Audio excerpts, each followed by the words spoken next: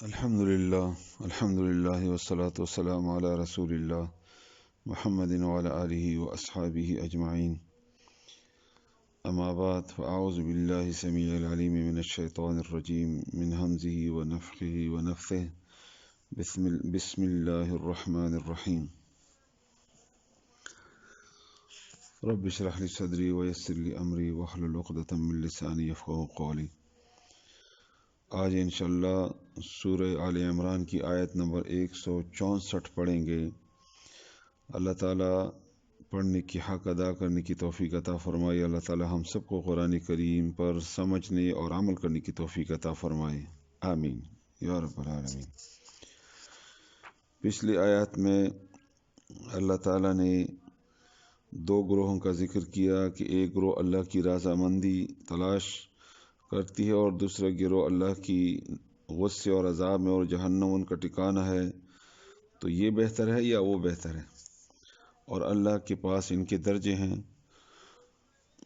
یہاں منافقین کا ذکر تھا کہ وہ اعتراضات کرتے تھے رسول اللہ صلی اللہ علیہ وآلہ وسلم پر اور ان کے فیصلوں پر، اور جنگ احد کے وقت میں جو تکلیف پہنچی مسلمانوں کو، ان کا سارا الزام اور ان معاملات کا سارا ذمہ دار رسول اللہ صلی اللہ علیہ وآلہ وسلم کو گردانتے تھے۔ تو اللہ تعالیٰ وہی بات جو پچھلی دو آیات میں جاری تھی وہ کرتے ہوئے آگے اللہ تعالیٰ فرماتے ہیں کہ لقد تحقیق کے ساتھ، یقیناً، البتہ تحقیق، من اللہ احسان کیا ہے اللہ تعالیٰ نے علی المؤمنین مومنوں پر، ایز جب بعثا بھیجا اس نے اللہ تعالیٰ نے، فیہم ان میں سے، رسولاً پیغمبر، رسول محمد صلی اللہ علیہ وآلہ وسلم، من انفسہم ان کے اپنے نفسوں سے، جانوں سے، بحیثیت انسان، ان کے خاندان میں، عرب قریش، یتلو کہ وہ تلاوت کرتا علیہم ان پر، آیات ہی آیات اس کی، یعنی اللہ تعالیٰ کی آیات، ویزکیہم اور ان کو پاک کرتا ہے، تربیت کرتا ہے ان کی، یعنی عقائد اور عمل کا اصلاح کرتا ہے، ویعلمہم الکتاب اور ان کو تعلیم دیتا ہے، سکھاتا ہے کتاب، والحکمت اور حکمت۔ حکمت قرآن و سنت دونوں کو کہتے ہیں، اور دونوں کے لیے عملی زندگی میں نمونے کو بھی کہتے ہیں، اور رسول اللہ صلی اللہ علیہ وسلم کی ساری تعلیمات خلاصہ اس کا یہ ہے، یعنی اللہ کی آیات، پھر ان کو پاک کرنا، پھر ان کو تعلیم دینا، اور پھر ان کی تربیت کرنا اپنے عملی نمونے سے۔ وَإِن كَانُوا اور بے شک وہ تھے،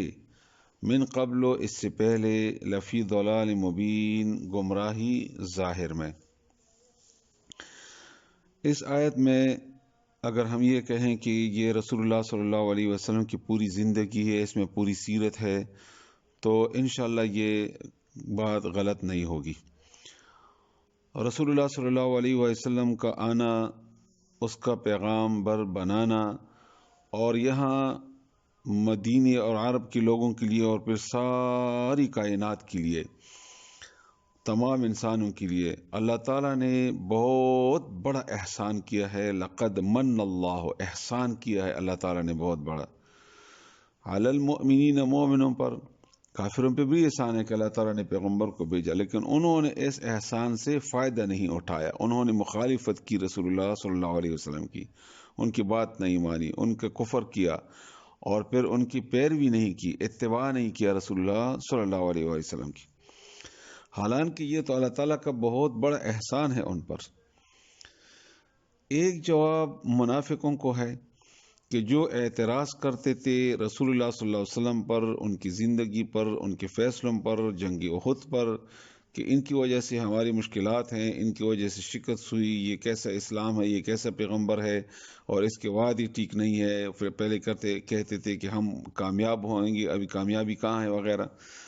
اللہ نے فرمایا ہے کہ یہ تو اللہ کا احسان ہے، یہ رسول اللہ صلی اللہ علیہ وسلم کا وجود، اس کی وجہ سے اللہ تعالیٰ کی وحی آئی، احکامات آئے اللہ تعالیٰ کو، پھر آپ کو وہ احکامات آپ پر پڑھتے ہیں، پھر اس کی عملی نمونہ بھی ہے. اگر یہ نبی کریم صلی اللہ علیہ وسلم فرشتوں میں ہوتے تو پھر تو اس کو بھوک نہیں لگتی، اس کو دنیا کے اور احساسات اور جذبات نہیں ہوتے، ضروریات وہ نہیں ہوتے جو کسی انسان کے ہوتے ہیں. پھر آپ اعتراض کرتے تھے کہ یہ تو فرشتہ ہے، اور پھر وہ عملی طور پر بحیثیت انسان ہمیں نہیں سکھا سکتے تھے. جس طرح ایک انسان کے لیے انسان ہو کر سکھا سکتا ہے، یہ کہ کوئی اور تو اس طرح نہیں کر سکتا. اور دنیا کی جو بھی ضروریات کسی انسان کو ہوتی ہیں، یا جو بھی تکالیف یا جو بھی احساسات، جذبات، عملی وغیرہ عقیدی کے طور پر، وہ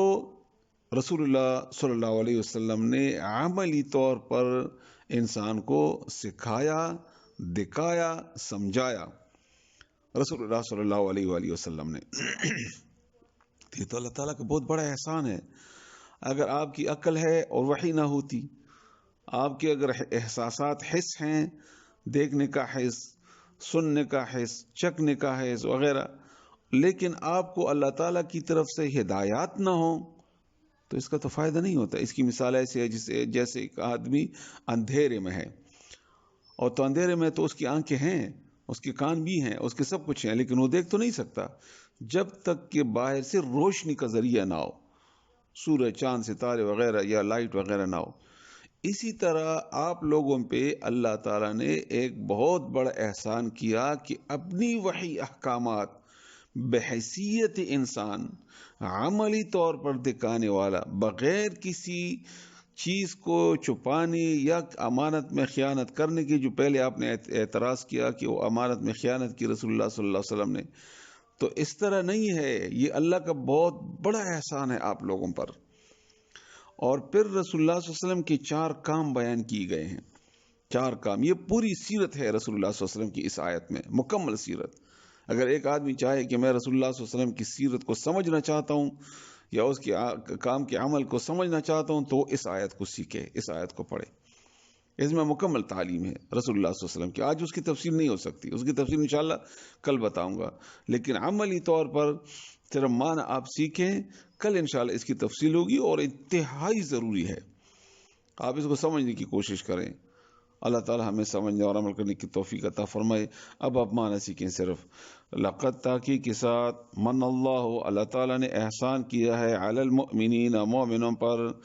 اذ جب بعثا، بھیجا اللہ تعالیٰ نے، فیہم، ان میں، رسولا، ایک پیغمبر، من انفسہم، ان کے اپنے نفسوں سے، یتلو علیہم، کہ وہ تلاوت کرتا ہے ان پر، آیات ہی، اس کی آیات، اللہ تعالیٰ کی آیات یعنی قرآن کریم، وَيُزَكِّيهِمْ، اور ان کو پاک کرتا ہے، وَيُعَلِّمُهُمُ الْكِتَابَ، اور تعلیم دیتا ہے ان کو کتاب کی یعنی قرآن کریم کی، وَالْحِكْمَةَ، اور حکمت، عملی طور پر سمجھانا اس قرآن کریم پر، تعلیمات نبوی. وَإِن كَانُوا، اور بے شک تھے وہ، من قبل، اس سے پہلے، لفی ضلال مبین، گمراہی ظاہر میں، واضح گمراہی میں. اس کی تفصیل انشاءاللہ کل بتائیں گے. آپ ضرور سنیں بھی اور سمجھنے کی بھی کوشش کریں.